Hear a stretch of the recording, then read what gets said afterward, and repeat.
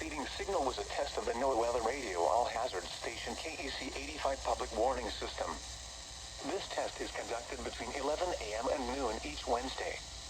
If there is a risk of severe weather, the test will be postponed to the next good weather day.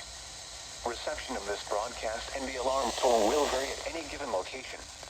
This alarm tone will be activated for hazardous watches and warnings for the following counties: Beaufort, Bryan, Bullock, Chatham, Effingham, Jasper, Liberty, and Screven.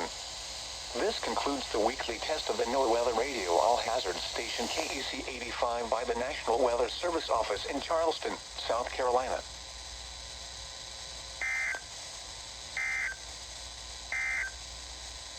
The official National Weather Service forecast for the listening